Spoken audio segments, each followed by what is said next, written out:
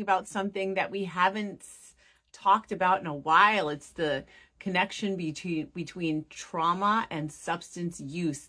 I think I might have put the word addiction, but I just got off a call with Christal Badour, who's going to be our guest today and talking about this topic. And one of the questions is going to be, why should we not always use the word, here she is, addiction instead of substance use? So let me get her on here. I can't wait to ask her about something that I had read or heard recently about the connection. Good, it worked.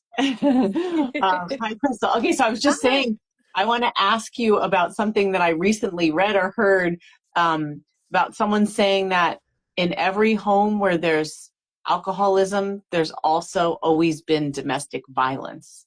Do you find Mm. that to be true? I think that that's probably an overgeneralization.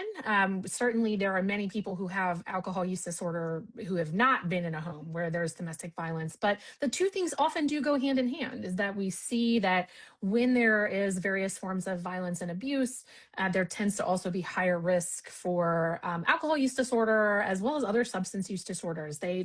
Trauma and substance use often are going right hand in hand. Yeah. So tell us who you are, and then we'll get right to it. Sure. Yeah. So I'm Dr. Christal Badour. I'm a licensed clinical psychologist. My specialty area is in trauma recovery, as well as the intersection between post-traumatic stress disorder and substance use disorders, why those two things co-occur together, and how we can best support people who have one, the other, or both. And I am also a researcher. So I am an educator. I am a professor at the University of Kentucky, where I run a research lab that is aimed, we focus on how we can best improve treatments for people who are recovering from trauma as well as substance use disorder. Okay, great. You're in the right place. Thank you. Thanks so much for having me. Yeah. So I always love to start, like I said, with misconceptions people have about the topic. And I think there's a lot of misconceptions about trauma, especially Mm, PTSD. Can you talk definitely. about that? Like what people think, oh, this is how it is, and I probably don't have it. Yeah, yeah. So we talk about trauma. So I think the important place to start is that there's what researchers and psychologists and mental health professionals, what they define as trauma, often looks a little bit different than what people use the word trauma to describe in their everyday life. Mhm. So in our everyday, we use the word trauma to describe a whole range of really painful experiences. And that can include things like what mental health professionals define as trauma, which are usually things where you feel like your life is in danger or someone else's life is in danger, someone has died or been seriously injured or harmed, and also situations that involve some type of sexual violation or sexual violence. So those are more on the kind of the extreme end if we think about stressors of various types. However, there are many other stressors that people encounter in their lives that might not involve your life being in danger or being sexually harmed in some way. And those many people would describe as traumatic, including particularly relationship related conflict, divorce, custody issues, many of the things that you obviously are an expert in. A lot of people would describe their experiences in that as being traumatic. And we think about stress as being kind of on a spectrum. And so, as far as it goes with developing PTSD, we really think about that as happening with these situations where someone's life is really in danger or they've experienced sexual violence. And so, people can experience a lot of other challenges, though, anxiety and depression and substance use and difficulties connecting with people that aren't necessarily PTSD, but Mhm. they come from really highly stressful situations just the same. Yeah, I mean, I remember hearing something about how people often think trauma is associated with a really big, horrible, singular incident, but that it can also be something like too little for too long of something that you Mm. need. Yeah, so one space where this really the line between what constitutes a traumatic event and a series of ongoing stressful events gets really complicated when we talk particularly about like emotional abuse or neglect, situations involving lots of control where someone doesn't have the space to determine their own course of their life. Mhm. So we often think about those as situations that can chronically activate the stress response system in a really similar way to what we see in those single incident, like big, sometimes people talk about like capital T trauma. I don't think that's a great way to think about it, but I think in the short term, it's like maybe a way to wrap our head around it, that if we think about those one time, like life changing situations, most people would agree that um, something like a sexual assault, that is traumatic, Mhm. or being in military combat or violence in that way, that's traumatic. But what what people often experience for a long period of time is a similar activation of that stress response system. It's just a lower level for Mhm. a really long time, and that can lead to similar strain and really a lot of difficulties over time. Yeah, and what you're describing, I think I told you just a few minutes ago that that Chris and I specialize in something called legal abuse, where someone is being Yes. dragged through the legal system over Yes. time and being financially and emotionally drained, and so it does kind of consume their lives where they feel like they're Absolutely. unable to function. It Yep. just keeps happening. So Yes. yeah. Yeah. And we see a lot of similarities to the same kinds of things that people who have PTSD have after situations like that, where it's hard to relax. Your nervous system kind of is on overdrive all the time, maybe waiting for the next threat, waiting for the next brief that you receive, or whatever it is, and that it can make it really, really difficult to go about the other activities of your life feeling that you're safe. Yeah, and actually, so I'm going to jump ahead of what I wanted to ask next, but based on that, we've often talked about EMDR with people, Mhm. or certain trauma treatments, but I've also heard that when you're in the midst of trauma, you can't start healing from it. You almost need a little bit of distance. Is that You know, true? it's a really great question, and it's something that researchers are still really looking at.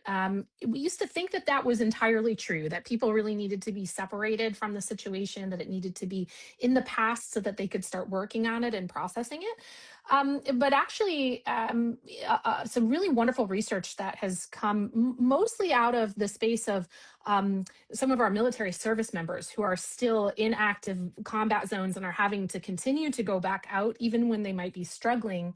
We know that we can actually start to do some intervention with people even when they may still be experiencing threat. And this is also really relevant in people, for example, who've been in relationships that have involved domestic violence. Oftentimes, the threat that's related to that may still be ongoing, even if they're no longer in that relationship.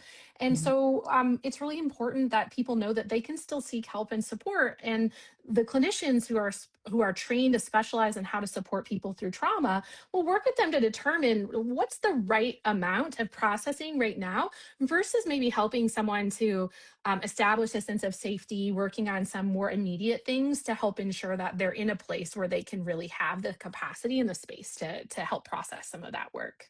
Yeah, so I'm hearing like there's different steps that someone can take. It's not like, okay, we're going to make you Yeah, all better, but maybe there's some things we can do to assuage the level of impact that it has on your daily life. definitely. Yeah.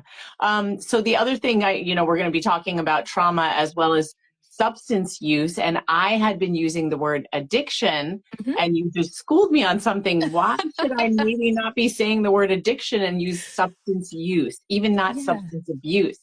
Yeah, yeah. So there is a lot of discussion right now in terms of what is the terminology that might be most inclusive of different people's experiences. So I always now, and in our field we use the word substance abuse for many, many years, and there's been a big shift in the way we think about that because substance use disorder is the only disorder where we really kind of use language that really puts a very heavy emphasis on the choices and the behavior that the person makes. If someone develops cancer, we are not the first, our first question is, well, what were you doing to develop that cancer, right? Or Hmm. what were you doing to develop heart disease, those types of things. But we really do that with substance use. And so we're trying to, as we understand more and more about how substance use disorder shows up in the brain and how the brain really does change in really meaningful ways that make it so that someone's not just making a conscious choice to use as if everything else was different. Um, and so we're trying to use language that recognizes that this is actually a disease that people have to manage chronically rather than something that they are just choosing to use. That choice to use happens at the beginning, but once people start to develop a substance use disorder, the choice sort of goes away and their brain really does take over in that. And so many people do use the word addiction still, and many people still use the word substance abuse. And there's nothing wrong with that. I just think it's important for us to think about how we're talking about it as we go forward. So all people kind of feel heard and seen as they're trying to navigate those challenges. There's such a parallel between what you're talking about and people trying to get out of an abusive relationship. And we know that it takes an average of 7 to 9 times to get out. And often Yes. it's a very similar response. Well, why didn't you leave sooner? Like, didn't Yes. you see? Why are you choosing to stay? But we know that the brain chemistry also That's changes right. when someone's living in a situation with coercive control, that it's not conscious. That's right. And there's a sense of helplessness. That's Like, right. I don't really have a choice right Yeah. now, but it's That's hard right. for people around to understand. So there's really some close parallels with that. There definitely is, and we've moved a long way in the language that we use. In the example that you provided, we used to use the word battered women. Hmm. First of all, that doesn't consider the fact that it's not only women who I, experience abuse, right? That's a huge piece. But also that term battered, right? That suggests a lot of things in terms of just physical violence. It mhm, suggests someone who might be meek, really focuses on like their status as a victim, mhm. versus now we really try to use language that's more empowering. We use the term survivor in a lot of contexts, thinking about people in their whole situation and all they're trying to navigate rather than sort of trying to boil it all down into one label. So it's an issue that we have to continue to work on in both spaces. Yeah, I mean, language really can be important because that very term battered women is what kept me away from ever imagining that I could get services from a domestic violence center, because I thought, Absolutely. well, I'm not battered. But I'm even not if that. it was physical Yes, violence, I don't have bruises. So that's right. that's someone else. And I think people in these situations, probably as well as in not just traumatic, but substance use cases, we tend to minimize. Well, mine's not as bad as someone else's. So I don't think I Absolutely. need to get help. Absolutely. Yep. Yeah. So let's talk about the intersection between substance use and trauma, and then some of these other anxiety disorders. I think I mentioned Hmm. to you, so many of our clients have ADHD. They've been diagnosed or they haven't, but Hmm. they feel like they have it. Many of them and their children have OCD. Hmm. What's the, again, that That intersection between overlap. all of this? Yeah, the overlap. Yeah, yeah. So trauma and substance use disorder overlap tremendously. So we see one there have been several research studies to try to understand a little bit about why, and it's a complex. There are a lot of complex reasons, but the one that has been most widely studied, and I think is most maybe useful for understanding in this context, is what we call the self medication hypothesis.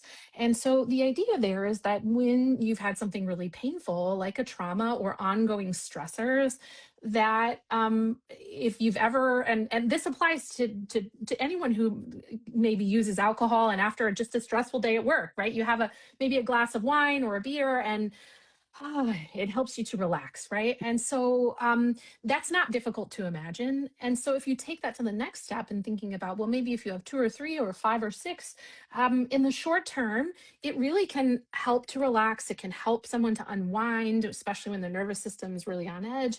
Sometimes it can help them to sleep, whether that's alcohol or maybe people are using cannabis or other related products to help them unwind, or other substances. And in the short term, it's super effective. It works. It helps people to manage the symptoms that they're having.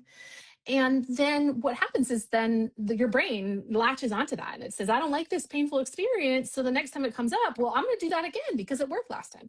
Hmm. And so then over time, though, what we know about substances is that our body and our brain adjust to the use of those substances and they need more to get the same effect. So then Hmm. we start using more and we might use them more frequently. And then before we know it, our brain actually needs that no longer just to help us manage distressing symptoms, but maybe just to get up in the morning. Hmm. And so then before we know it, we see this very difficult interconnection between the trauma and the substance use, where then maybe if people do try to cut back, they don't yet have the tools to help them manage those memories, those thoughts, other things that might come up related to it. And so when they try to cut back, it maybe even gets worse. Hmm. And so it can be really, really difficult for people to step back from that without help sometimes, and giving them some other tools to be able to manage the stress that comes with trauma. Yeah, and as you're saying stress, I'm thinking uncomfortable feelings Yes. that are associated with. So it's almost like you're suppressing, you don't want to feel whatever's related to what happened or what has been happening. And so somebody uses substances to not feel. Absolutely. Yep. And We talk about it as in our area, we talk about it as avoidance. It's a way of avoiding those painful, whether it's memories or feelings or thoughts. Sometimes it's images that even come into your mind of past situations that have happened. And then sometimes it's other things like, gosh, I just can't sleep unless Mhm. I, use X, Y, or Z substance before I try, or I just can't get my mind to quiet down. And that's a lot of the reason why people begin using or start using more heavily if they, were already a recreational drinker or user of other substances. So yeah, as you're talking about that, like sleep has been an issue with me for so long. Yeah. And I don't use substances, but I feel like I am reliant on something, which sounds really silly. But when I can't sleep, I'll put on an audiobook on like a Yeah. really slow speed that's kind of boring for a ten minute timer and it works. But sometimes I start feeling like I can't, if I get up in the middle of the night, like I need this. How is Yes. that not as bad as using some kind of substance? Yeah, yeah. It's such a great question. But the difference I think is that the audiobook, it doesn't start to take on a life of its own. Right. Mhm. If you don't have an audiobook or your power's out or your device dies, yeah, that would be unfortunate. But with substances, once we start to become reliant on those, they do take on a life of their own. They start to cause us other problems where we might start to have hangovers, or we might start to spend more money than we want to, engaging in obtaining various substances. They have negative health outcomes, right? And we can become physically dependent on them, where even when we want to cut back, we're really not able to, and it makes us feel sick if we aren't using to the same level. So I think that's really the difference, is that substance use just has these extra negative impacts when we use it regularly over time. Yeah, I was about to say the word. It seems like it has a significant impact on your life other than just at that moment. That's absolutely right. And the other thing that it does is it just gets in the way of you being able to process the underlying issue in the first place. Hmm. And so when we are not able to do that, what we know from trauma science is our brain actually works that much harder to try to make sense of what happened. So in some ways, we're actually fighting against our brain that's trying to make sense and process and actually move on from what happened. And so we just get in this sort of vicious cycle where it becomes really difficult to ever really work through what happened. So it's almost like the short term band-aid solution of using a substance is affecting your brain's natural ability to try to get rid of it in the long term. That's absolutely right. Yep. Yeah. Wow. So let's talk now about effective evidence-based treatment when somebody is dealing with trauma and or substance use. What Yeah. works, what starts changing that brain chemistry, et cetera? Yeah. So there are a lot of different treatment approaches that can be really useful, and they tend to fall in kind of two different camps. One is more skills based focus, more kind of helping you to manage the everyday. This might be ways of improving coping, of feeling more connected to other people, of building some tools other than substance use to help you get through and manage your day and the challenges that you're facing. And then the other sort of camp of approaches are what we call trauma focused therapies. So they involve some type of processing of what happened. And the processing can look really different. In some approaches, you may actually work with a therapist to recall the details of what happened, almost like replaying the memory, but in a safe space with a therapist on your own, at your own pacing, in a way that allows you to break that down and digest it.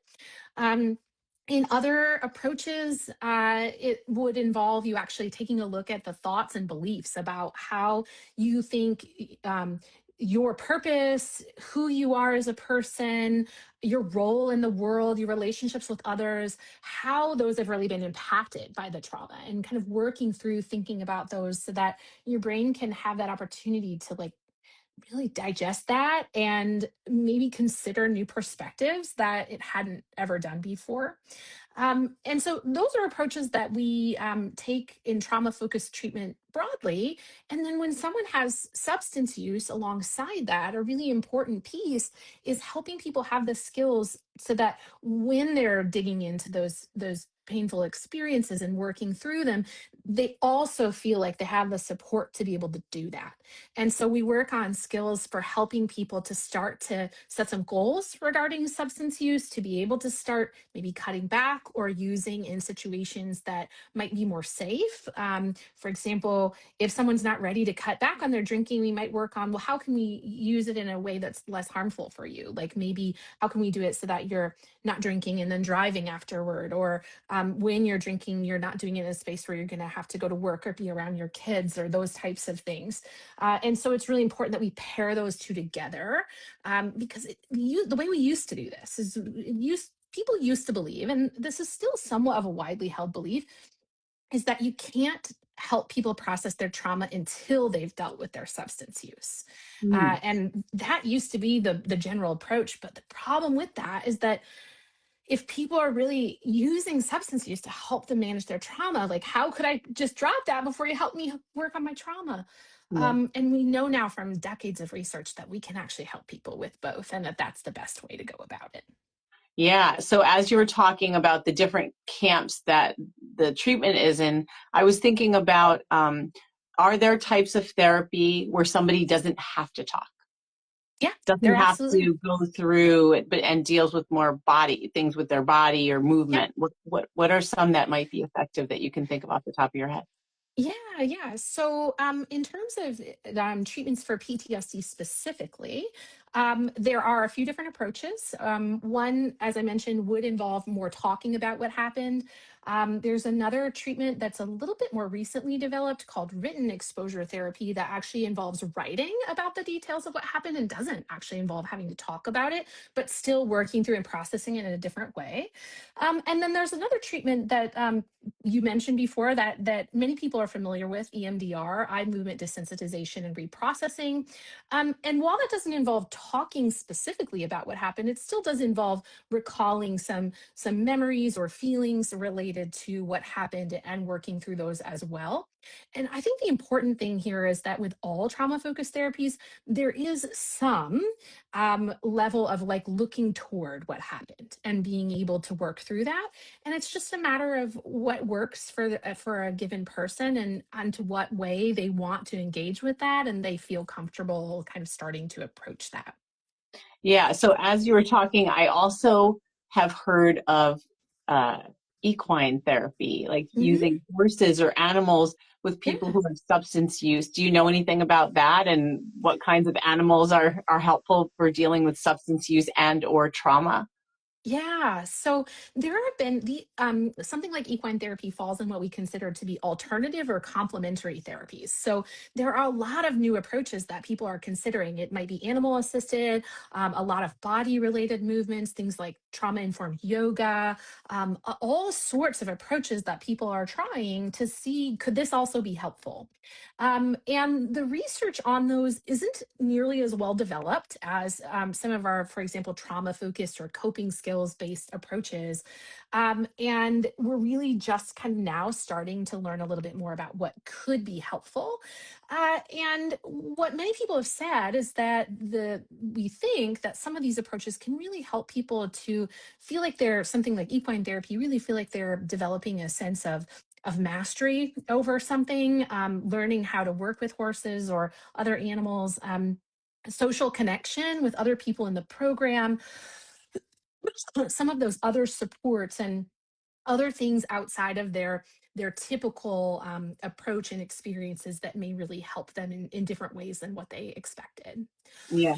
When you were talking about yoga, I was thinking about something that I tried not as a remedy for trauma or substance use, but just with my daughter as something fun. We did goat yoga, and I kept Oh thinking, yes. these tiny little goats. I mean, you're not even really doing yoga. You just have these little animals crawling all over you. The Yes. pleasure hormones produced by being That's right. around these little animals was so amazing. So I don't know if people if there's yoga or other animal interaction. I always think, like, what if you just had like a whole bunch of puppies? I don't know how long term the effects are, but it, like, it has to be a good thing to feel like happy being around for Yes. anyone that's not afraid of those animals. But Yeah, that's right. just to That's right. feel good. Yeah, well, I think an important thing to think about here is that most of our treatments for substance use and for things like PTSD or other anxiety are really focused on helping to reduce negative symptoms or things that are causing someone distress or pain. And that is really important, but it's not everything. Mhm. Um, and one of the things that happens following trauma and when people are experiencing substance use disorder is the joyful, meaningful, connected parts of life often get smaller.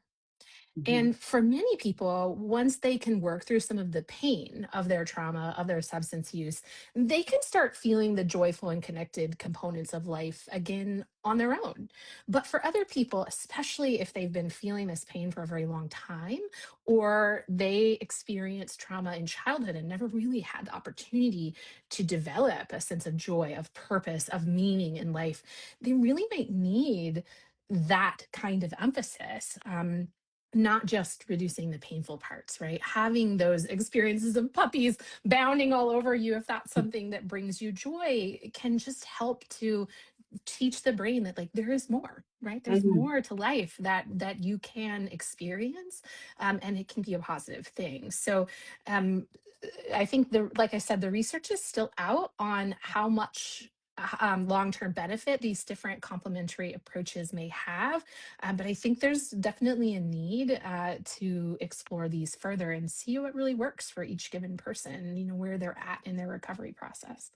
Yeah. So speaking of that, the first type of treatment that you talked about was something involving community. And I wonder what your opinion is on something like AA, where there Mhm. is such tremendous community support for people that really commit to the program going on a regular basis, where it's not just dealing with uh, the the substance problem, Yeah. but it's developing this support system of a lot of people become very, very close. Yes. Yeah. So both AA, Alcoholics Anonymous, and NA, Narcotics Anonymous, have been around for a very long time. They are really based in a foundation of mutual support and lifting one another up. And those approaches really, really work for some people. They can be so beneficial, especially through what you said in terms of bolstering a sense of community and supportive, being around supportive others who share in similar goals. And then for other people, they don't fit as well. And in some cases, what we know and understand is that AA and NA adopt an abstinence based model towards substance use, where the goal there really is to stop using entirely. And that Mhm. really, really works for some people. But some people have different goals. Maybe they want to cut back in their use, or use in ways that aren't causing them problems. Or maybe they're not ready to stop using entirely. And so there are also other approaches that aren't abstinence based, that Mhm. they use an approach called what we consider to be harm reduction. It's Mhm. how can we potentially reduce any kind of harm that someone might have related to substance use. And those approaches can also be wonderful. And so what we think about is like there's no wrong doors, right? That Mhm. if someone's ready to walk through a door, I think it's really important for them to know what those doors are so that they can make an informed choice about what do I think is maybe going to be most helpful for me right now, and what might be helpful in the future, and what really might not fit my needs at all. Yeah, I mean, the word that's screaming is progress. That there is That's right. some kind of progress. Yeah. So let's say, and again, I keep thinking of the parallels with domestic violence, that I love somebody who is dealing with substance use Yes. and trauma. Yeah. What can I do to help support someone like that? Because you feel so powerless. Yes, absolutely. I think that it depends on the stage that they are in their recovery. So if someone is at the stage where they're actively seeking support, they're actively seeking treatment, one of the best things that you can do is really be involved and supportive in that, in the way, to the extent that someone is comfortable with that. And we often bring family members and loved ones into treatment so that we can help them better understand what their loved one is going through, how they can best support them. They're actually, in the AA and NA model, there are whole meetings that are for loved ones who are Mm. supporting someone recovering from substance use disorder.